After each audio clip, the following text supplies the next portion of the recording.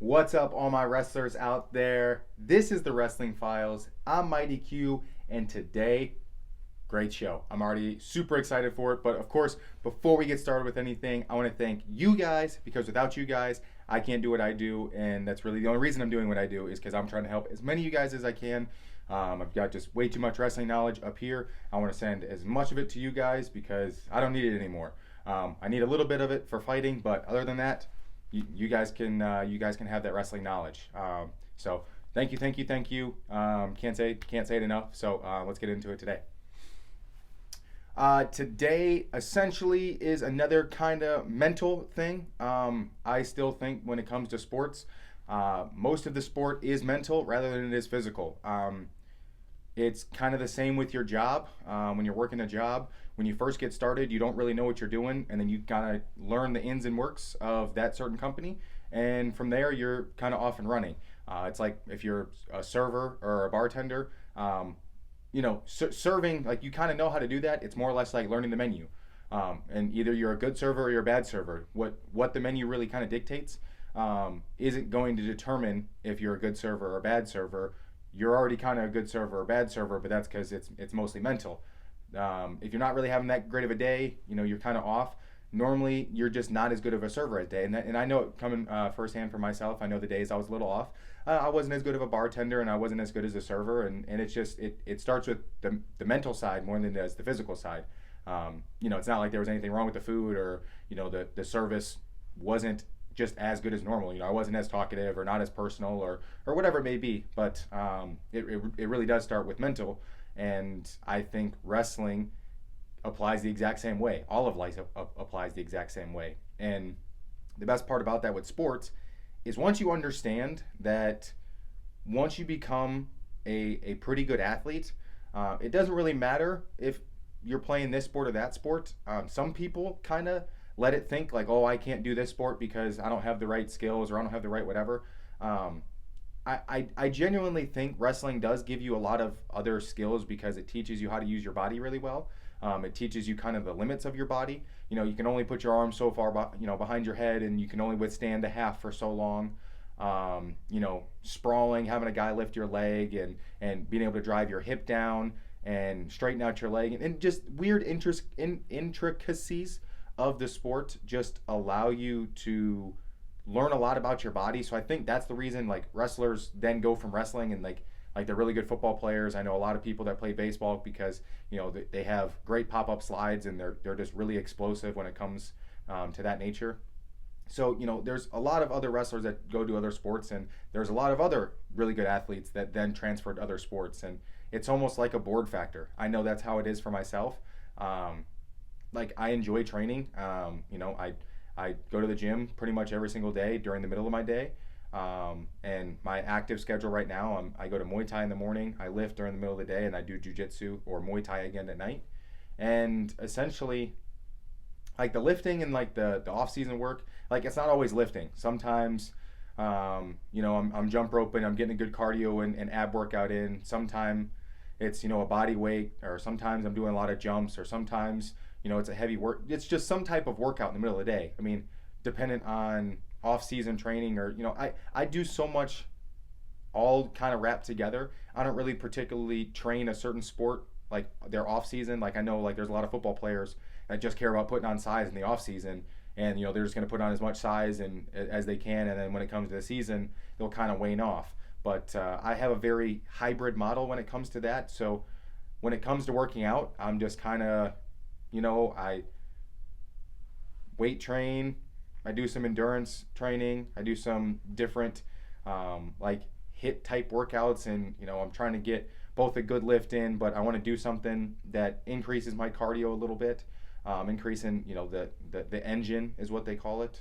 Some people say you gotta train your engine, and that's like putting 225 on a trap bar and doing 10 sets of 8 or something, like just doing like an insane amount of reps and just essentially building up the engine. It's like, how long can you do it for? It's a pure endurance day. It's not really so much that it's a weight training day, but it's not a cardio day. It's the hybrid of the two. And so I don't particularly do that in a set season versus off season, because I still play football. So it's like I play football for that season, and even when I'm in season, it's like, okay, well, I'll kind of change the way certain workouts are. I'll kind of do some heavier lifts earlier in the week, and then I do some lighter stuff in the end of the week. But I kind of keep that hybrid all year round. It makes it a little bit easier. It keeps everything's a little bit more fluid. But then, like I said, still doing Muay Thai in the morning, and then I'm doing Jiu-Jitsu or Muay Thai again at night for 4 days out of the week, and then another 2 days out of the week, just doing some type of other workout, whether it's lifting, cardio, or some type of other something. Like, it doesn't matter what it is. It's just two days of just active workouts, not particular to Muay Thai or Jiu-Jitsu or anything. So without that rigorous type of physical work, my body wouldn't be in the same shape, and I wouldn't be able to bounce from sport to sport like I do. So I have to keep my body at like the highest level of absolute stamina and workhorse. So right now for me, like, I'm training for mixed martial arts. Like, I'm trying to be the elite training of my, I'm trying to get as close as I can back to what I was as a wrestler. It's like, I want to be as elite level of training. So like, when I say MMA, wrestling gets included in MMA for me. Like, I think wrestlers are tremendous athletes. I think boxers are tremendous athletes. I think people who do kickboxing, people who do judo, people who do jiu-jitsu, like, all of those wrapped together that are put into mixed martial arts, all of those athletes in some realm are the exact same because they're all combat. So in essence, combat sports are the best athletes. Now, I personally think that wrestlers are the best of the combat athletes, because that being said, boxers, like, yes, they have a long fight and those 3-minute rounds, and it's there is a extensive cardio that it takes to be a boxer. But the big thing about boxers is they have the minute breaks in between rounds, and like, just having a minute break, that minute is super short. When you really actually go and do it, that time in between the round, it's like, and you're back at it. It's super short unless you train constantly for it, and it's like, oh, then it's just a minute. It's 1/3 it's a quarter of the time. It's like, if you include one round, you've got 3 minutes, and then you have a minute that's a rest period. When you start training a lot, that minute rest period is huge. If you were to do the same for like wrestling, they don't have a minute, especially not in duels.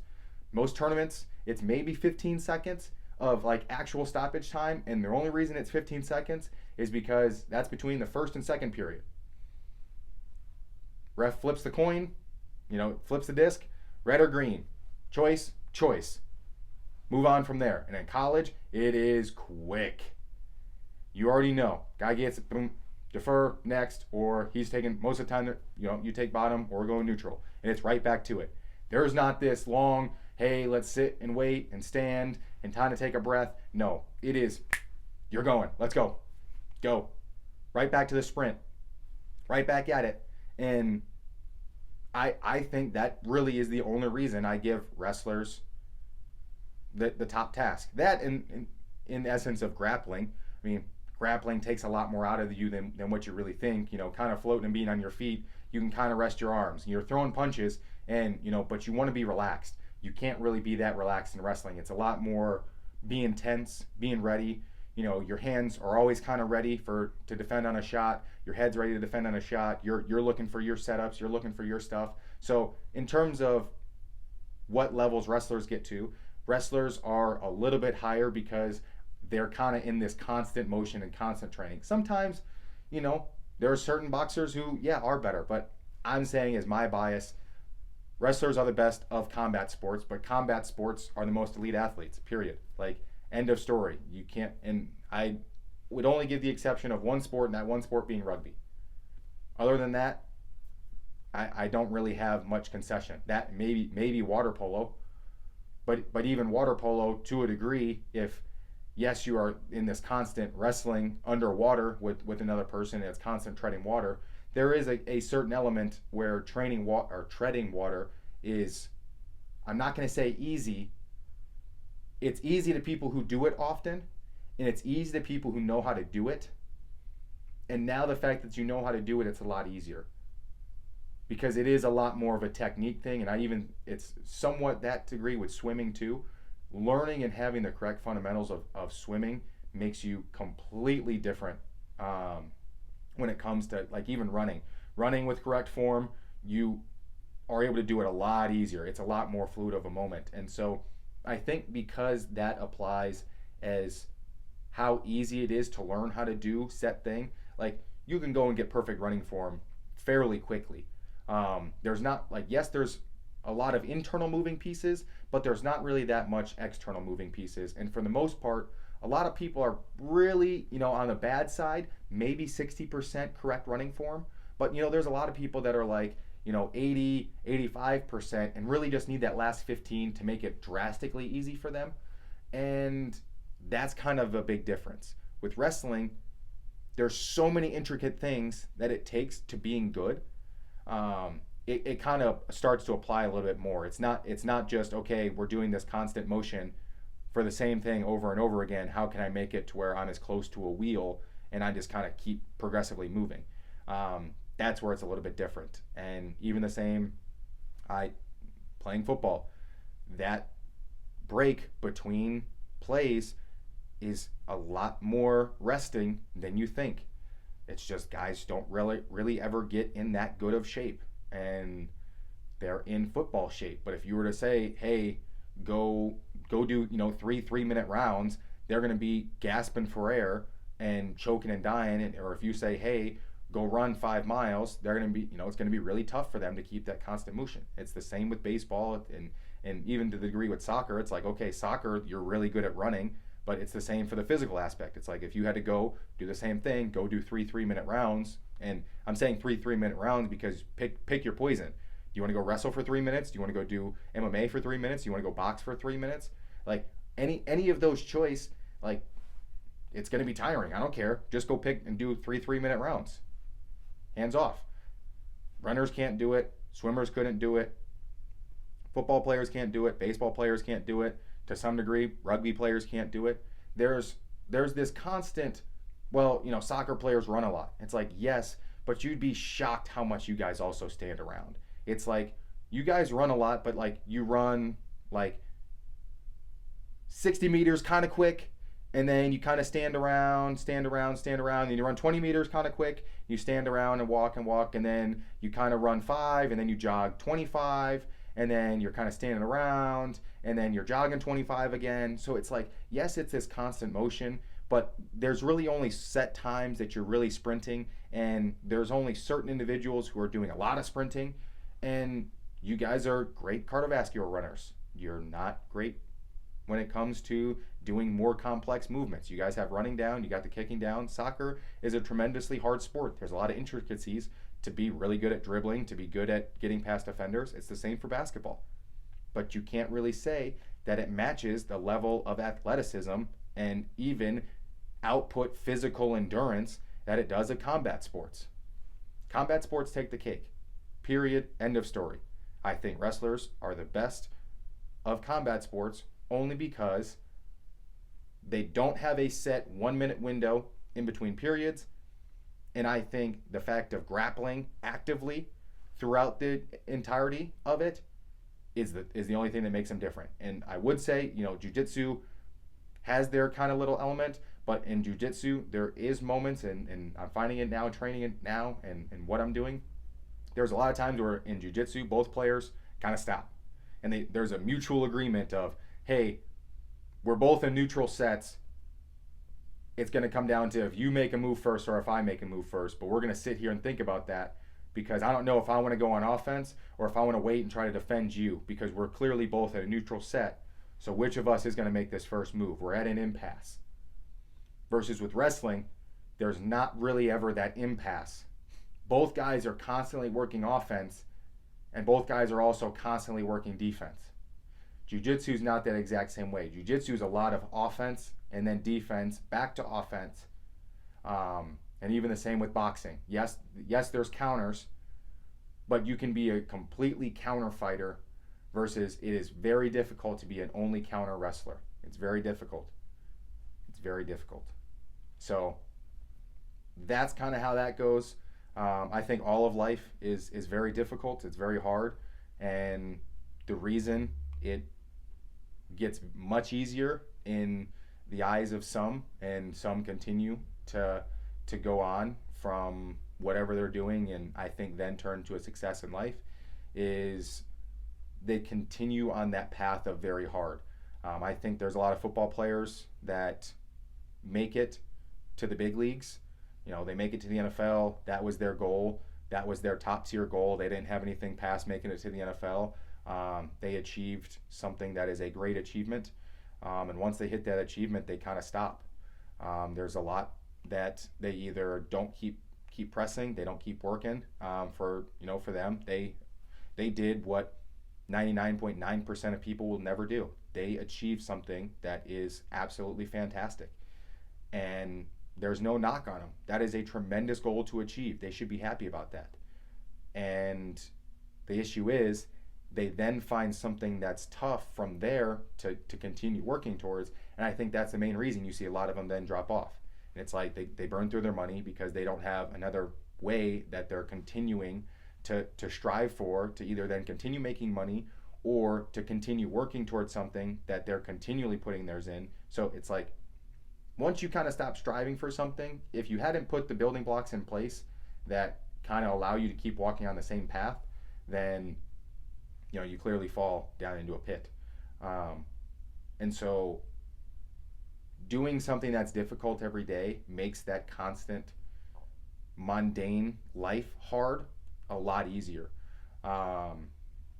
Someone bumping into you on the street, and you can clearly tell that they're having a bad day, and they kind of bump into you. They don't really say sorry. It's your fault for being there, and they kind of say something to you, or they look at you funny, or they do whatever.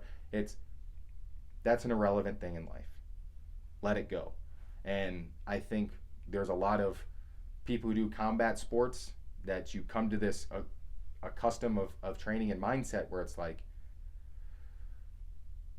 yeah, you kind of take this deep breath and you just kind of let it go. Hey, and you even say, what, sorry, man.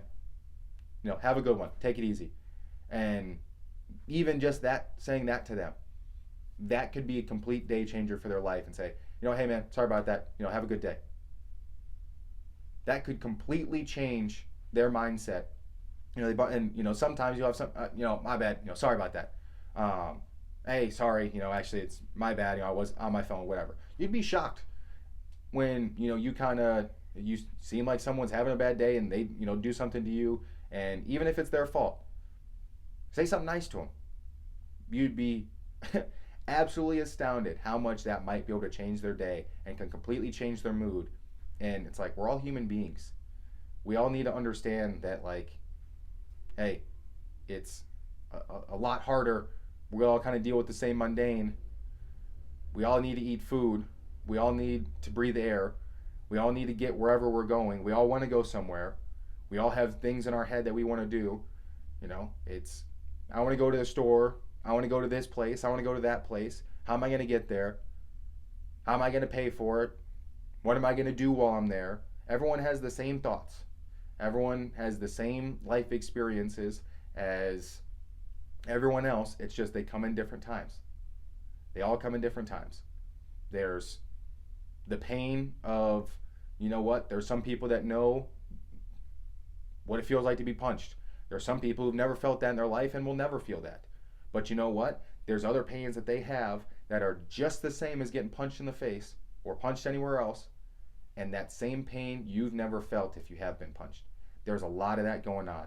We can all compare and have a giant pissing contest if everybody wants to, and everyone can take everyone's problems. You can all pile it up in front of you, and we can all go and try around, go and compare to see, how big is everyone's pile of problems? And you know what that breeds? Nothing but sadness, because there's always going to be someone who has a bigger pile than you. It's never going away. That's a personal feeling. People's personal feelings, they're going to constantly get bigger and bigger and bigger. And there's some people that are so much bigger than yours that are even in the same value of life, and you think that your pile can't get even worse. There can be someone that looks just like you, has all the same attributes and all the same good things going for them, and they could have 10 times the amount of problems that you have. And you don't know about it. We all go through problems. We all have our own versions of hell, all going on all at the same instance. We all have down days. We all have just downtrodden times. But to think that your problems are greater than anyone else's, everyone's problems are problems. They're all problems for a reason. We all have to figure out our own problems. And you know what? No matter what that pile is, it's a daunting task. You could have one problem that's wrong, and it can be a daunting task. You can have 100 problems that would be little problems to someone else, maybe, and every single one of those are a daunting task. It's not the amount, it's the fact that we all have them.